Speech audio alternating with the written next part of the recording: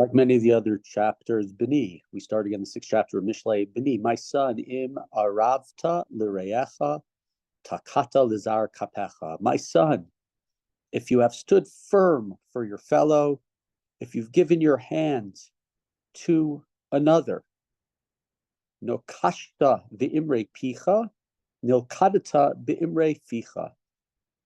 You've been trapped by the words of your mouth. You've been snared by the words of your mouth, right? So the zak is giving to somebody who's foreign, like we had the isha zara, the foreign, the luring person yesterday. What should you do? Asezot. Efo b'ni v'natzel ki vata bekaf re'echa lech hitrapes urahav re'echa. So then do this, to pull yourself out, to extricate yourself, because you are in trouble. You've extended your hand here to another, but it's the czar, it's the foreign person, the bad influence, whether that's the lurid person or whether that's this different value system that we'll call a valueless system. Go and beg and bother the other person. And don't let your eyes go to sleep. Don't let your pupils slumber, right? Don't just give into it. Don't just close your eyes and resign yourself and say, here where I am. Save yourself like a deer from the hand of presumably the hunter, or like a bird from the hand of the fowler, right? So here, he said in the yesterday's chapter, right? Chokhmah, wisdom, this personification in terms of a woman, of chokhmah, like the Greek Sophia, which is supposed to educate you and bring you to a great moral stature. But sometimes that's what you're supposed to get to. But the opposite is this foreign chokhmah, or this foreign sexual desire. And just because you gave in once, don't give in again. You can still run away from the trap. It's not all over. Now, if you think you can't do that, he has a verse, and this is probably the most well-known verse in this chapter. Lech el nimala atzel re'ei darcheha v'chacham. So you atzel, you lazy one, you who are just giving in, who's resigning your fate and your fortune in this life that you don't want to have, go to the ant. Go and study and learn its ways. Asher ein la katzin shoteru moshel. Without leaders or officers or rulers, tachin bakayitz lachma, agra vakatzir ma'achala. It lays up its stores during the summer. It gathers in its food at the harvest, right? The ant does this. Now we know the ants are part of a colony. It's true, and that they're more than just just one ant. But here, what it's saying is, right, this is a little ant, it's a little nothing. But the ant is able to go and work and carry how much of its body weight is it able to carry. And so don't just give into what you are. You need to, don't be lazy.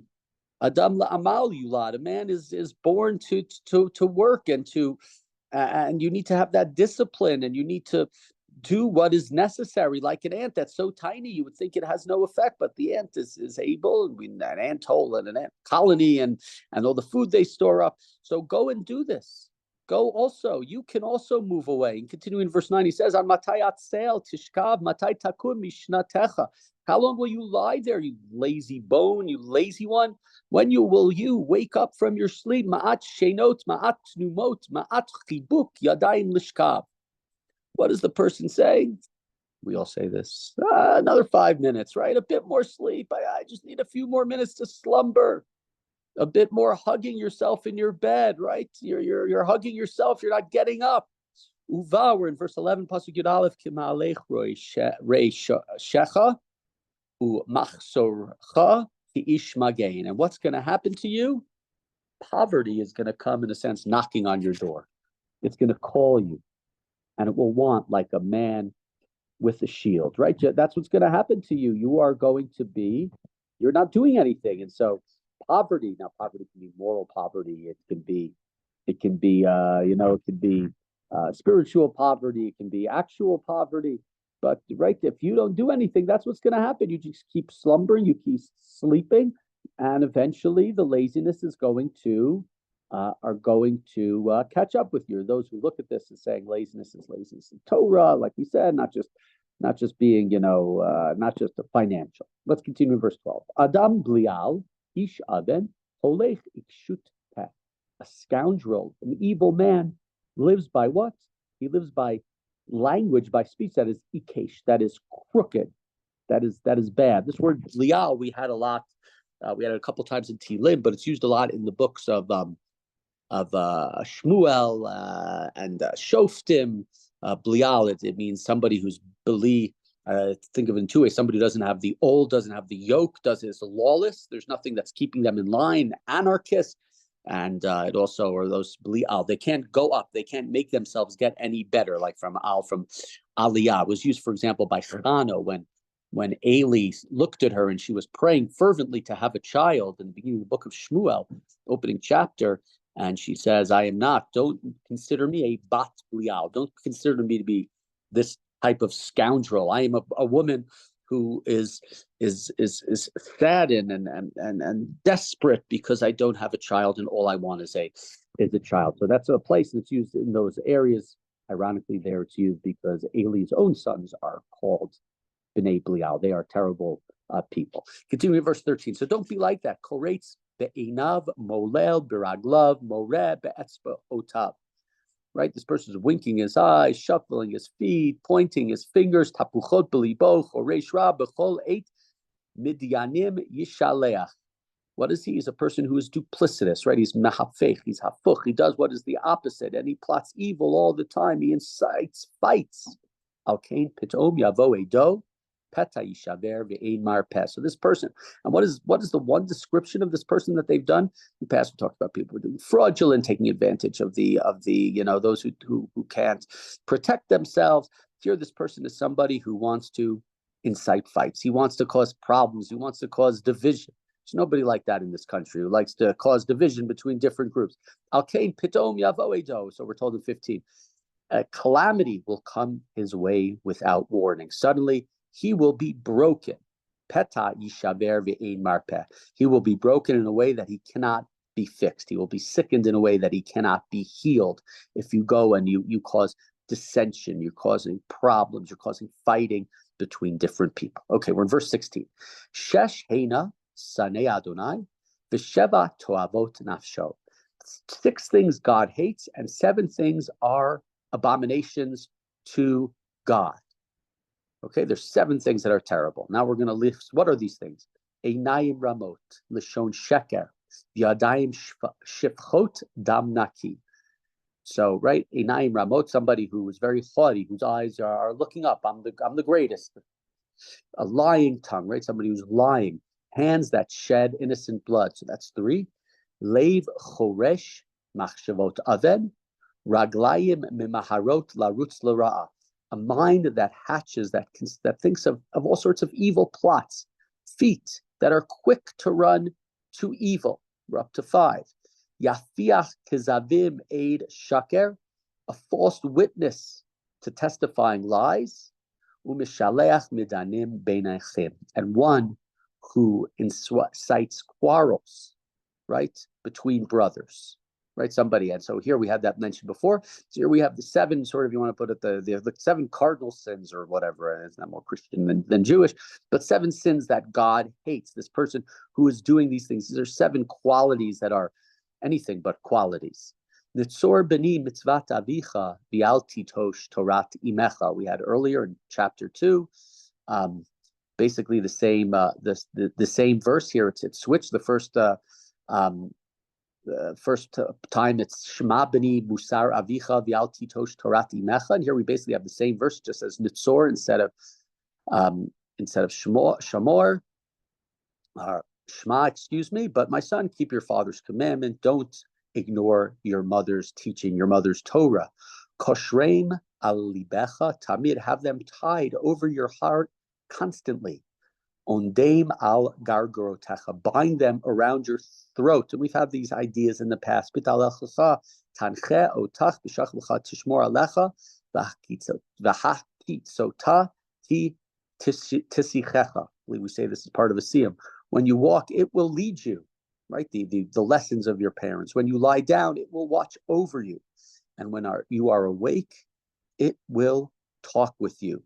The ideas, the thoughts that were presented to you, that you remember, ki ner mitzvah b'Torah or v'derech chayim tochachot musar, because the commandment is a lamp. The teaching is a light. The way of life is the rebuke that disciplines you and keeps you in that keeps you there, right? So these things, these items that were told to you are ways of keeping you in line. They will light up your path. You won't be walking in darkness. This verse is used in a number of different places in the